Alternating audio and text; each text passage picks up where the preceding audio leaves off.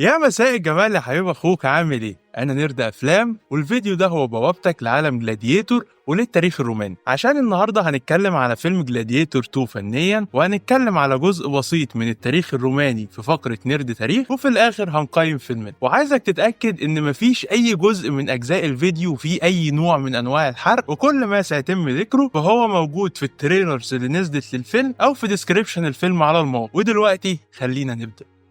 قصة فيلمنا بتبدأ بعد سنين كتير من أحداث الجزء الأول في فترة حكم الإمبراطورين كراكولا وجيتا، اللي بيبعتوا الجنرال أكسيوس قائد الجيش لمدينة نيوميديا، وهي مدينة ساحلية في شمال أفريقيا، عشان يغزوها ويضموها للإمبراطورية الرومانية فور ذا جلوري أوف روم وكل الحاجات الحلوة دي. وفي مدينة نيوميديا هنشوف لأول مرة هانو ومراته أريشات، واللي هتتقتل أثناء الغزو على المدينة. وهانو هيتاخد كأسير حرب، وبعدين هيشتريه تاجر العبيد ماكرينوس عشان يبدأ رحلته الانتقامية. والتريلرز بتكشف لنا إن هانو ده هو لوشيوس فيروس، واللي يبقى ابن ماكسيموس ديسيموس ميريديوس اللي هو بطل الجزء الأول، واللي زي أبوه هيبدأ رحلته الانتقامية من أرينا الكوليسيوم. الجزء الأول من فيلمنا ده اتعمل سنة 2000، وكان فيلم للتاريخ بكل المقاييس، كسب 5 أوسكارز منهم أفضل فيلم. فطبيعي لما تيجي تعمل جزء تاني من فيلم هو من أشهر الأفلام في التاريخ عموما، فالناس هتقارن الجزء التاني بالجزء الأول، والجزء التاني هيكون قدام تحدي إنه يواكب جمال الجزء الأول أو يتفوق عليه. الجزء التاني كان فيه ريفرنسز كتيرة جدا وفلاش باكس من الجزء الأول، حتى قصة الانتقام زيها زي الجزء الأول، كان فاضل له تكة ويبقى ريميك أساسا. ولكن يظل الجزء التاني هو فيلم لوحده قائم بذاته، لأن فيه حاجات كتير بتميزه عن الجزء الأول، وده اللي جايين نتكلم فيه النهاردة. صلى على النبي. وخلينا في الأول نتكلم عن المعارك ومشاهد الكوليسيوم القتالية. الفيلم ده شهد فايتس كتير وكلها كانت مختلفة عن بعض، سواء كانت معارك الجيوش النظامية زي غزو نيوميديا في أول الفيلم، أو مشاهد الكوليسيوم زي اللي ظهرت في التريلر بين الحيوانات المختلفة، والمعركة البحرية اللي اتعملت في الكوليسيوم، دي اللي كان فيها دروع إسبرطية من العصر اليوناني، والفيلم أحداثه بتحصل في العصر الروماني، وهنتكلم عن الموضوع ده تاريخيا أكتر في فقرة نرد تاريخ. بس المهم إن الفيلم كفيلم اكشن فهو مختلف، وفيه تطور كبير من حيث التاكتكس المستخدمه في الاكشن عن الجزء الاول، وده طبيعي لان كل حاجه تطورت وتقدمت. بس كان فيه عيب صغير كده الكوكب كله اخد باله منه، وهو السي جي اي. انت لو شفت التريلر على اليوتيوب هتلاقي ان في كومنتس كتير بتنتقد شكل السي جي اي بتاع القرود اللي شكله مش واقعي تماما، واللي كان المفروض انه يتم تحسينه في النسخه النهائيه اللي هتتعرض من الفيلم. زي ما بيحصل في اغلب الافلام ان السي جي اي بتاع التريلر مش بتبقى دي النسخه النهائيه منه، وبعد كده بنشوف النسخه المحسنه في الفيلم بقى لما يتعرض. بس اللي حصل في فيلمنا ده ان اللي في التريلر هو اللي في الفيلم، والقرود لسه شكلها مش واقعي ومحصلش اي تحسينات. حتى في بعض الأجزاء من معركة وحيد القرن والمعركة البحرية في الكوليسيوم في كده حتت من المشاهد دي باينة إنها مش واقعية تماما.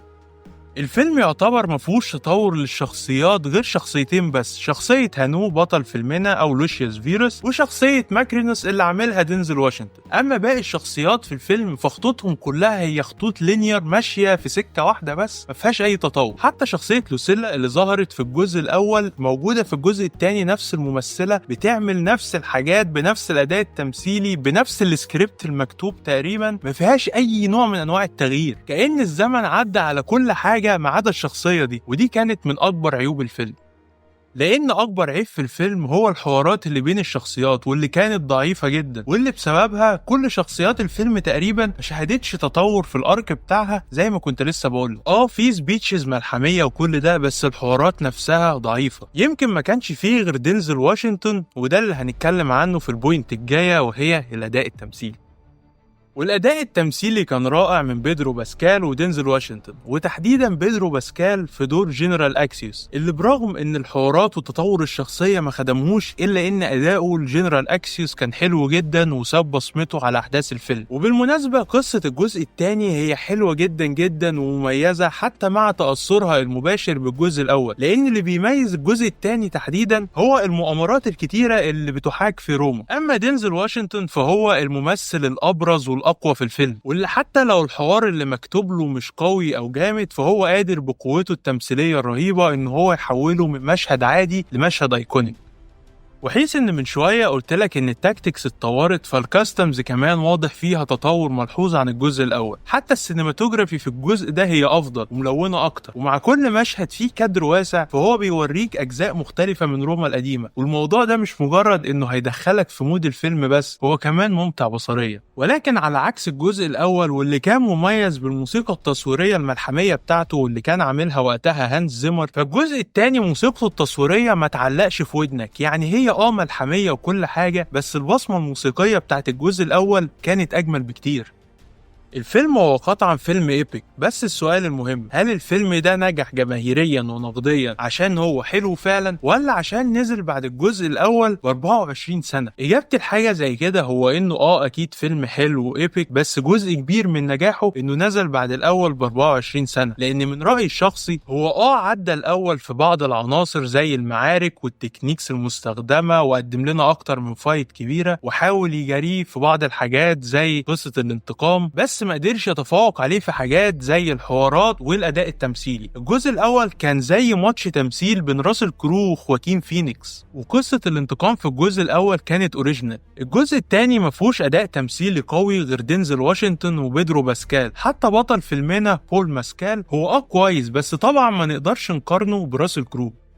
الفيلم ده تحسه هربان من اول الالفينات، يعني احنا مؤخرا ما بقيناش بنشوف افلام كتير في الكاتيجوري دي وبالمده دي كمان، فدي افلام صنعت للسينما. وبالمناسبه مده الجزء الاول تقريبا كانت 2.5 ساعة، والجزء الثاني نفس المده، فلو انت شخص بتزهق من الافلام الطويله فقطعا الفيلم ده مش ليك. وقبل ما ندخل في التقييم، عارفك انت مستني فقره نيرد تاريخ، بس الاول خليني اقول لك ان المخرج بتاع فيلمنا ده هو السير ريدلي سكوت، وعنده 87 سنه، واللي كان عامل فيلم نابليون السنه اللي فاتت بطولة خواكين فينيكس. والفيلم ده لاقى نقد كبير سواء من الناس محبين التاريخ او المؤرخين الفرنسويين بالذات. فطلع عمك ريدلي سكوت في انترفيو وقال لهم كده بكل صراحة جيت لايف، عشان هو شايف ان العمل الفني مش لازم يخضع للتاريخ 100%. ولذلك انا في الريفيو دي فصلت فقرة نيرد تاريخ عن ريفيو الفيلم. ففقرتنا الجاية هي فقرة نيرد تاريخ، واللي هكلمك فيها عن جزء صغير من التاريخ الروماني بدون ربط احداث التاريخ باحداث الفيلم عشان ما بقاش بحرق لك حاجة، ولان الفيلم فيه تغييرات كتيرة عن التاريخ.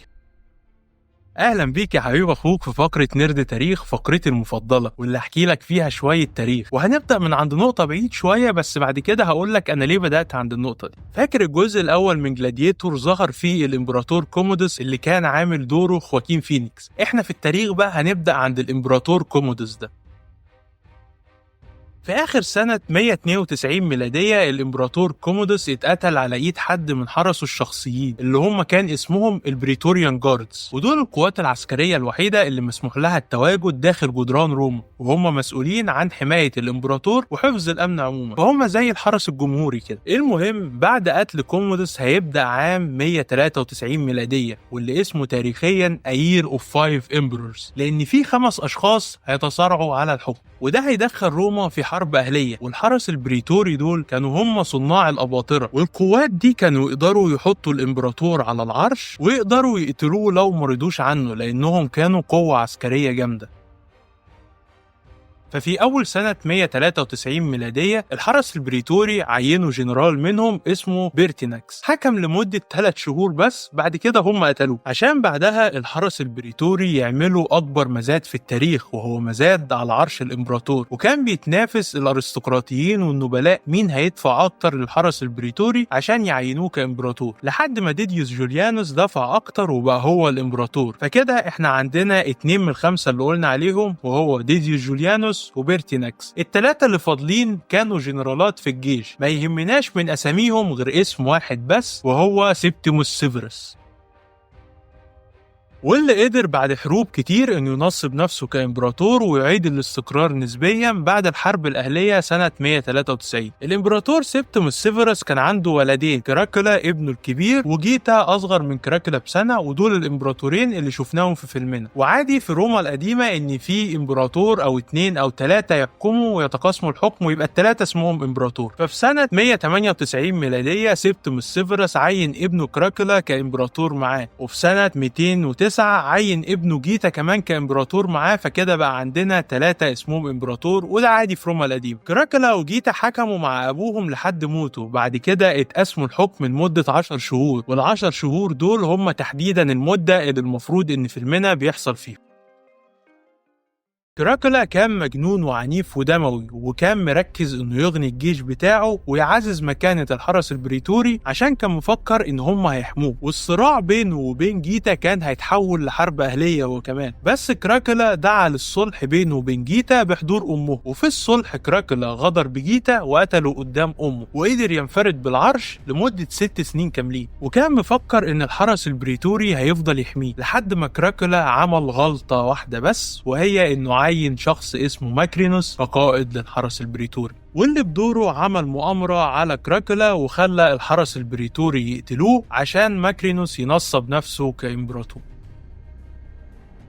وده هيودينا لآخر إمبراطور هنتكلم عنه النهاردة، وهو ماكرينوس، وهو أول إمبراطور أسمر البشرة ومش من الطبقة الأرستقراطية، وصوله أمازيغية من موريتانيا أو الجزائر. طب إزاي شخص زي ده وصل للبلاط الروماني؟ هو تلقى تعليم حلو وبقى محامي شاطر، وده أدى لشهرته في روما لحد ما كراكولا نفسه عينه كقائد للحرس وعمل عليه مؤامرة، وكل ده زي ما قلت لك. المهم إن ماكرينوس كإمبراطور سياساته ما عجبتش الحرس البريتوري، وظهرت ست ادعت إن ابنها الصغير هو ابن كراكولا وهو الوريث الشرعي للعرش الامبراطوري، فالحرس البريتوري اتلكك وراح قاتل ماكرينوس. انا ليه يا حبيب اخوك بدات معاك القصه من بدري كده من عند الامبراطور كومودوس؟ عشان اوضح لك ان روما كانت غرقانه في الحروب الاهليه، وكمان عشان اوري لك خطوره ودور الحرس البريتوري، لان في فيلمنا جلاديتور 2 حاجه زي الحرب الاهليه والحرس البريتوري وماكرينوس وجيتا وكراكولا، كل دي عناصر ظهرت وكانت مهمه حتى لو قصتها في الفيلم مختلفة عن التاريخ.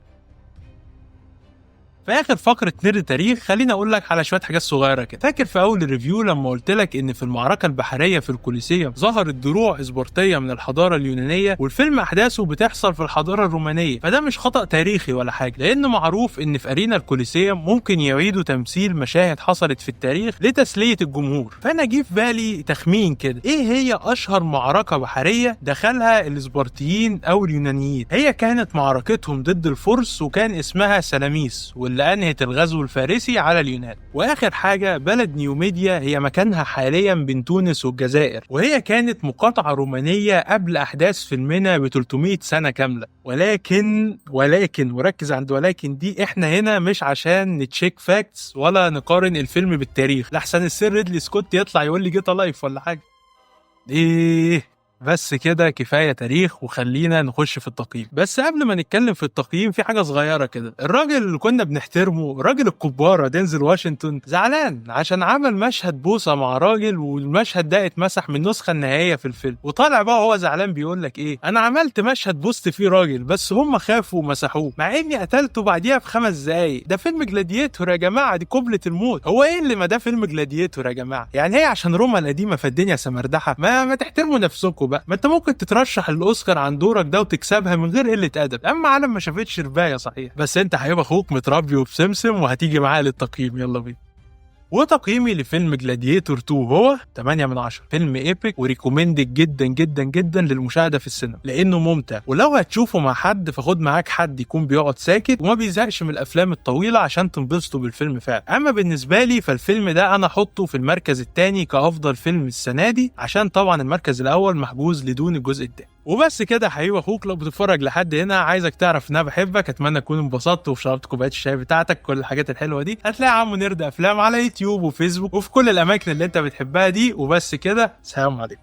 قفل يا